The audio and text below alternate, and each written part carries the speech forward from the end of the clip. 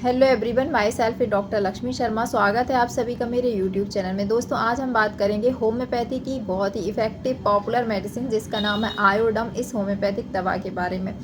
आयोडम जो homeopathic medicine होती है ये प्रिपेयर की जाती है आयोडीन से। आयोडीन इसकी जो क्रूड फॉर्म रहती है उसमें इनर्ट और इनएक्टिव होता है। जब होम्योपैथिकली इसको पोटेंटाइज किया जाता है तो इसकी मेडिसिनल प्रॉपर्टीज़ अराउज्ड हो जाती हैं, जिसके कारण कई सारी बीमारियों को ट्रीट करने में हेल्पफुल होता है। जो आयोडम जो होम्योपैथिक मेडिसिन होती है, इसका जो स्फीयर ऑफ एक्शन होता है मेनली ग्लैंडुलर अफेक्शंस पर होता है। बॉडी में जो भी ग्लैंड होती हैं, स्पेशली आपकी जो थायराइड ग्लैंड होती है उससे रिलेटेड अगर कोई डिजीज़ होती है, जैसे कि आपको हाइपरथायराइडिज्म है, आपको गॉइटर की प्रॉब्लम है या आपको ग्रेव डिजीज़ है, तो इन सभी कंडीशन में हेल्पफुल होती है। इसके अलावा ग्लैंड के जो भी लिम्फ नोड्स एनलार्जमेंट की कंडीशन होती है उनको ट्रीट करने में हेल्पफुल होती है। और इसके अलावा जो भी जैसे लिवर है, आपका पेंक्रियाज है, इसके अलावा आपका जो स्प्लीन है उस पर भी अच्छा एक्शन करती है। इसके अलावा ये इंग्वाइनल जो लिम्फ नोड्स रहते हैं उन पर भी इसका काफ़ी अच्छा एक्शन देखा जाता है। एक्सिलरी लिम्फ नोड पर भी एक्शन करती है, और टेस्टिस पर और फीमेल में ओवरीज पर, और इसके अलावा यूट्रस पर भी इसका अच्छा एक्शन होता है। तो ये सभी पार्ट्स होते हैं जिनका इन पे स्फीयर ऑफ एक्शन देखा जाता है। इसके अलावा और जो जनरल जो सिम्टम्स होते हैं, जैसे कॉन्स्टिपेशन में, प्लूरिसी की कंडीशन में, जो लंग इन्फेक्शंस रहते हैं उन सभी के लिए, जॉइंट्स पेन के लिए ये काफ़ी अच्छी मेडिसिन मानी जाती है। अब बात करते हैं दोस्तों इसकी पर्सनैलिटी के बारे में कि ये होम्योपैथी में जो आयोडम मेडिसिन होती है वो किस तरह की पर्सनैलिटी होती है, किस बेसिस पे आप इस पर्सनैलिटी को आइडेंटिफाई कर सकते हैं। सबसे पहले जो आयोडम पर्सन होता है वो काफ़ी दुबला पतला होता है, यानी उसका जो बॉडी का जो कॉन्स्टिट्यूशन होता है सिर से लेके पैर तक काफ़ी ज़्यादा पतला होता है। इवन काफ़ी वो खाना खाता है, उसको बहुत ज़्यादा हंग्री होता है, हर 1 घंटे 2 घंटे में उसको भूख लगती रहती है। लेकिन उसके बाद भी उसका जो बॉडी मास जो होता है, वो जो मसल गेन होना चाहिए या बॉडी में जो फ्लैश होना चाहिए वो फ्लैश उसका डिपॉजिशन की टेंडेंसी नहीं होती है। उसको ऐसा महसूस होता है कि उसका जो भी बॉडी के जो टिश्यूज़ हैं वो पूरी तरह से वेस्ट हो चुके हैं, यानी उसको कोई भी खाना नहीं लग रहा है, तो इस तरह से उसको महसूस होता है। इसके अलावा जो आयोडम होम्योपैथिक मेडिसिन होती है उसमें जो जितनी भी ग्लैंड्स रहती हैं बॉडी की वो एनलार्ज होती हैं, लेकिन मतलब ग्लैंडुलर जो है वो एनलार्जमेंट दिखता है, उसके अपोजिट में जो बॉडी है उसमें एट्रोफी देखने को मिलती है, यानी बॉडी सिकुड़ती जाती है और ग्लैंड्स बढ़ती जाती हैं। अब जिसकी जब बॉडी सिकुड़ती है तो इसकी जो कॉन्स्टिट्यूशन है उसकी स्किन काफ़ी रफ़ हो जाती है और उसमें रिंकल्स आने लगते हैं, जिसके कारण इसकी जो एज होती है उसके कंपेयर में ये जो आयोडम पेशेंट है वो ज़्यादा एज का दिखता है, यानी कि ओल्ड लुकिंग जो है इसका फेस होता है। अगर हम इस आयोडम को कंपेयर करते हैं बाकी मेडिसिन से, कि अगर आपके सामने कोई साइलिशिया पर्सन है, कैलकेरिया का बच्चा है, या फिर आपके सामने नेट्रम म्यूर है, तो आप इन सब में इसको किस तरह से कंपेयर करेंगे। अर्जेंटिकम नेट्रम में भी मरासमस होता है इवन। तो जो मरासमस की कंडीशन होती है, हाँ, जो इसमें एब्रोटेनम के कंपेयर में अगर हम आयोडम में देखते हैं तो एब्रोटम जो बच्चा होता है मरासमिक कंडीशन में, उसके पैरों का यानी धड़ के जो निचला हिस्सा होता है वो एकदम सूखता जाता है, यानी पैर काफ़ी पतले होते हैं बॉडी के कंपेयर में। तो इस तरह से आप एब्रोटेनम और आयोडम में कंपेयर कर सकते हैं। इवन आयोडम भी बहुत खाता है, एब्रोटेनम भी अच्छा खाता है, लेकिन दोनों में मरासमस होता है, लेकिन बॉडी के कॉन्स्टिट्यूशन से यानी एब्रोटेनम के जो निचला हिस्सा होता है यानी जो पैर का हिस्सा होता है वो काफ़ी पतला देखा जाता है। अब हम इसको नेट्रम म्यूर से कंपेयर करें तो नेट्रम म्यूर के बच्चे की जो गर्दन है वो काफ़ी पतली और लंबी होती है, और गर्दन का हिस्सा उसका पीछे का जो पार्ट है वो सूखता जाता है। और इसके अलावा हम अर्जेंटिकम नेट्रिकम को अगर कंपेयर करें तो इसका बच्चा भी पतला होता है, लेकिन उसमें जो रिंकल्स हैं वो बहुत ज़्यादा होते हैं स्किन पर, और वो काफ़ी ओल्ड एज दिखता है। लेकिन उसकी जो डिज़ायर होती है, मतलब आयोडम की खाना खाने की बार बार डिज़ायर होती है, लेकिन उसकी एक पिक्यूलर डिज़ायर होती है अर्जेंटिकम नेट्रिकम की, कि वो हमेशा मीठा खाना पसंद करता है मरासमिक अगर चाइल्ड को आप कंपेयर करेंगे तो। इसके अलावा अगर आप साइलिशिया या कैलकेरिया कार्ब से कंपेयर करते हैं मरासमस में, तो इन कंडीशन में जो साइलिश और कैलकेरिया कार्प का बेबी रहेगा, उसकी बॉडी का ऑल ओवर पार्ट पतला रहेगा, लेकिन उसका एब्डोमेन जो है वो काफ़ी फूला दिखेगा। तो इस तरह से आप इनकी मेडिसिन की जो पर्सनैलिटी रहती हैं उनको आपस में डिफ्रेंशिएट कर सकते हैं मरास्मिक कंडीशन में। इसके बारे में सबसे अच्छी और ख़ास बात मैं बताना चाहूँगी दोस्तों कि इसका जो मेन प्रोमिनेंट एक्शन होता है जो आयोडियम का होता है, वो होता है पावर ऑफ एब्जॉर्प्शन। ये आपको किसी भी बुक में देखने को नहीं मिलेगा और शायद ही कभी आपने इस सिम्टम को पढ़ा हो। पावर ऑफ एब्जॉर्प्शन पे ही इर्द गिर्द ये पूरी मेडिसिन की ड्रग पिक्चर घूमती है, क्योंकि इसको इस तरीके से आपको समझना पड़ेगा कि पावर ऑफ एब्जॉर्प्शन क्या होता है कि जब भी आपको इस व्यक्ति में जो आयोडम होता है वो अच्छा खाता है, उसमें फ्लैश लूज होता है, लेकिन उसमें ग्लैंड बढ़ती जाती हैं, यानी ग्लैंड्स बढ़ती जाती हैं, बॉडी सूखती जाती है, यानी ग्लैंड में एनलार्जमेंट होता है, बॉडी में एट्रोफी होती जाती है, यानी ग्लैंडुलर हाइपरट्रोफी है और बॉडीली ये एट्रोफाइड होता जाता है। तो इस तरीके से हम इसको समझेंगे कि जब इस तरीके का कॉन्स्टिट्यूशन आपको देखने को मिलता है जिसमें ग्लैंडुलर एनलार्जमेंट होता है, तो ये मेडिसिन क्या करती है, उस एनलार्जमेंट की कंडीशन को एब्जॉर्ब करने में हेल्पफुल होती है। एनलार्जमेंट में स्पेशली आप देखेंगे कि लिवर में हाइपरट्रॉफी होती है, वो एक एनलार्जमेंट है। स्प्लीन में हाइपरट्रॉफी होती है, पेंक्रियाज में हाइपरट्रॉफी हो सकती है। इसके अलावा आपका जो टेस्टीज है उसमें एट्रोफी हाइपरट्रॉफी हो सकती है। इवन हाइड्रोसील की प्रॉब्लम में वहाँ पे फ्लूइड कलेक्शन हो सकता है। लंग्स में प्लूरेसी की कंडीशन में वहाँ पे भी फ्लूइड कलेक्शन हो सकता है। यानी जहाँ पे भी फ्लूइड का कलेक्शन हो, हाइपरट्रॉफी हो, यानी टिश्यूज़ जो हैं उनमें हाइपरट्रॉफाइड हो रहे हैं, यानी एनलार्जमेंट हो रहा है, या फिर कहीं भी स्वेलिंग अगर हो रही है, जैसे कि ऑर्चाइटिस है, ओफोराइटिस है, मतलब inflammation in all over body जिसमें स्वेलिंग प्रेजेंट होती है, फ्लूइड का कलेक्शन भी अगर प्रेजेंट होता है, हाइपरट्रॉफी भी अगर होती है, तो उन कंडीशन में ये मेडिसिन वहाँ पर जो भी चीज़ें कलेक्टेड होती हैं उनको एब्जॉर्ब करने में हेल्पफुल होती है। यानी लिवर का साइज बढ़ गया है तो ये वहाँ के टिश्यूज़ को, हाइपरट्रॉफाइड टिश्यूज़ को एब्जॉर्ब करके उनको नॉर्मलाइज करती है।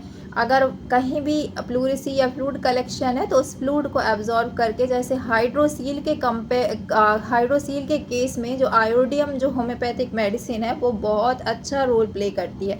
अगर किसी व्यक्ति को हाइड्रोसील है और आप उसकी पर्सनैलिटी इस तरह की होती, काफ़ी दुबला पतला है, उसके ब्लैक हेयर है और उसको जो डार्क कॉम्प्लेक्शन पर्सनैलिटी है, अच्छा खाता है, बॉडी में फ्लैश लूज़ करता है, तो आप ऐसे केस में हाइड्रोसील में आंख बंद करके आयोडियम का अगर प्रयोग करेंगे, इसको 3x पावर में आप प्रयोग करें, काफ़ी अच्छे रिजल्ट देती है।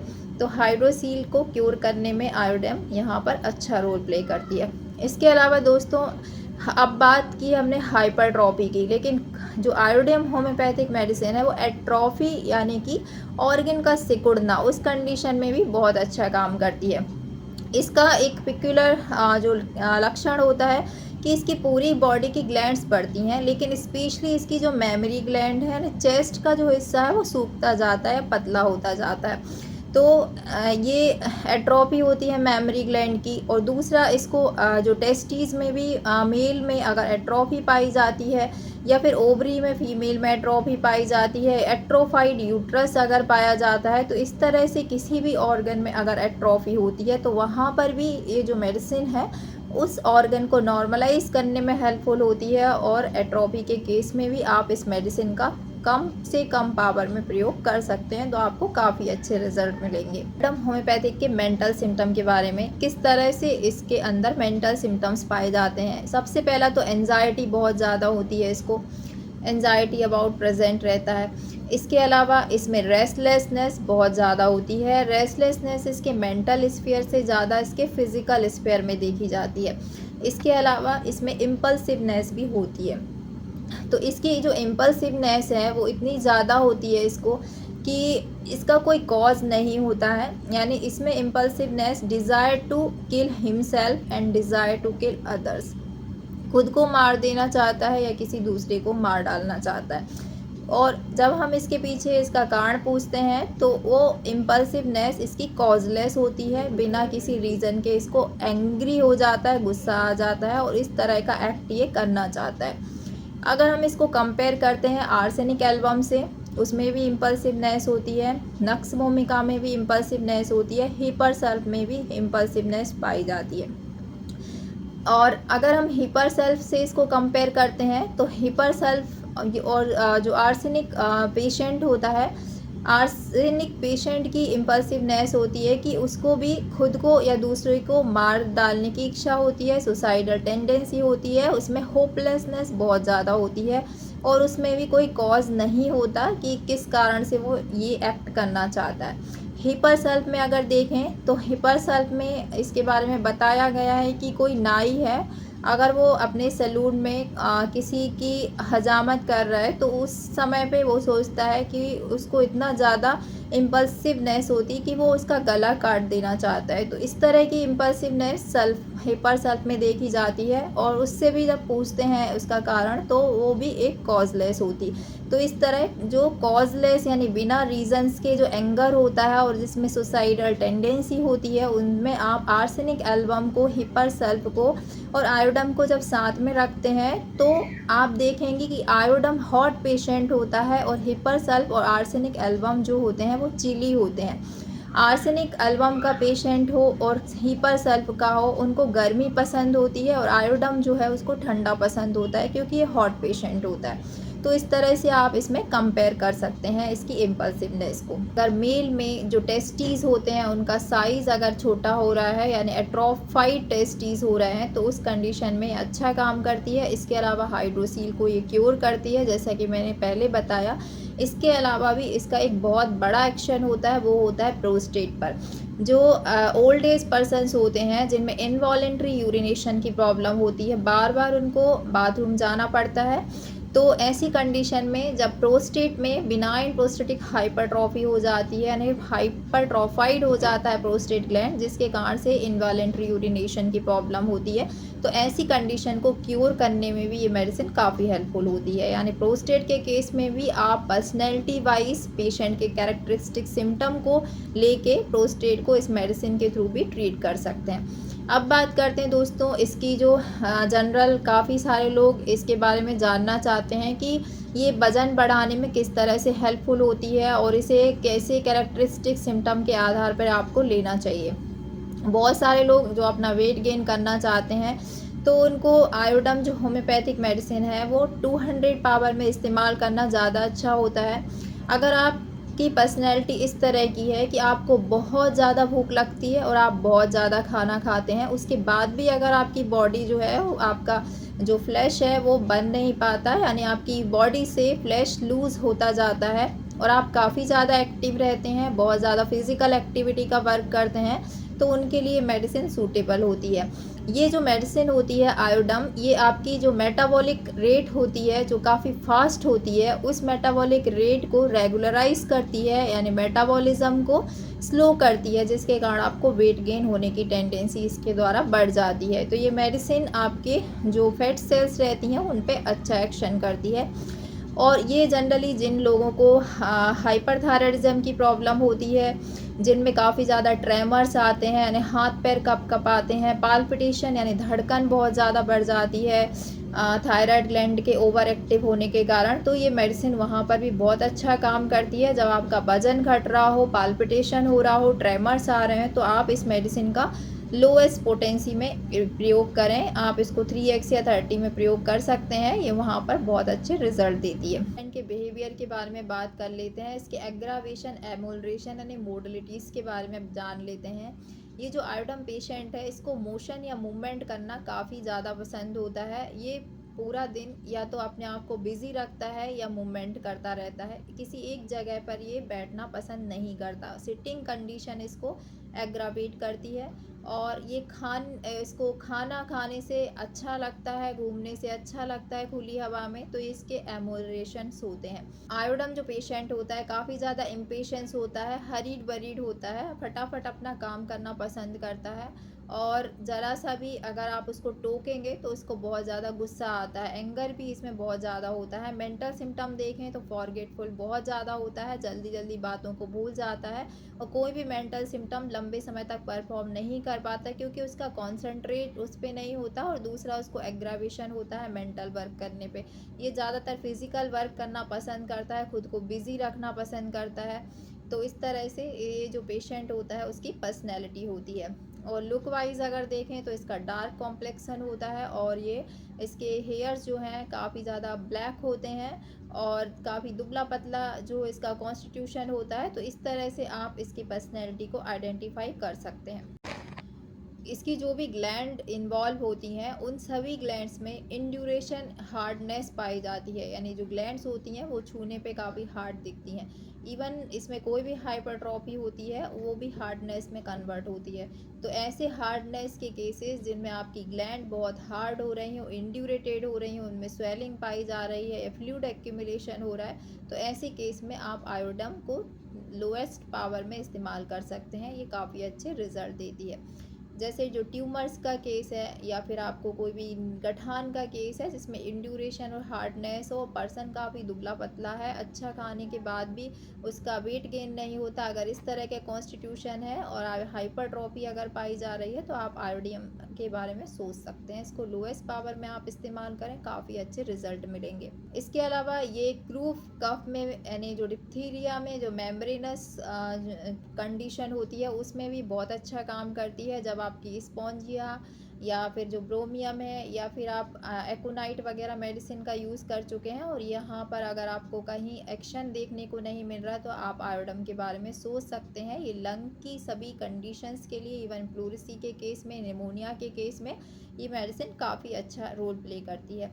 इसके अलावा दोस्तों इसके बॉडी डिस्चार्ज के बारे में बात करें तो ल्यूकोरिया की बात करें या फिर नेज़ल डिस्चार्ज की बात हम करते हैं तो या फिर इसका जो लैक्राइमेशन होता है वो इतना ज़्यादा एक्यूरेट होता है कि अगर इस व्यक्ति की आँख से आंसू आते हैं तो इसके साइड की जो स्किन है उसको छील देता है, यानी एक्यूरेडिटी बहुत ज़्यादा होती है। अगर नाक से पानी आता है, नेज़ल डिस्चार्ज होता है तो वहाँ की जो स्किन है वो कट फट जाती है, वहाँ पे काफ़ी ज़्यादा इसको तकलीफ़ होने लगती है। इसी तरह से इसका ल्यूकोरिया होता है। तो ये सभी जो कंडीशंस होती हैं डिस्चार्जेस की, इनमें एक्यूरेडिटी बहुत ज़्यादा पाई जाती है। इसके अलावा हार्ट में हाइपरट्रॉफी पाई जाती है और हाइपरट्रॉफी में अगर इतना ज़्यादा आपको तकलीफ़ है कि पर्सन हार्ट को दबा के बैठ जाता है, इतना ज़्यादा पाल्पिटेशन होता है कि उसको महसूस होता है, अपनी धड़कन अगर महसूस कर पाता है, बहुत ज़्यादा पाल्पिटेशन की कंडीशन है स्पेशली हाइपरथायराइडिज्म में, तो भी आप आयोडम के बारे में सोच सकते हैं। ये बहुत अच्छा काम वहाँ पर करती है। मुझे उम्मीद है दोस्तों आज का ये वीडियो आपको ज़रूर पसंद आया होगा। वीडियो अगर पसंद आए तो वीडियो को लाइक शेयर करना ना भूलें और अगर आपने मेरे चैनल को सब्सक्राइब नहीं किया है तो इसी तरह के और अपडेट्स के लिए चैनल को सब्सक्राइब ज़रूर कर लें। मिलते हैं नेक्स्ट वीडियो में इसी तरह के और अपडेट्स के साथ, तब तक के लिए bye bye. Thanks for watching.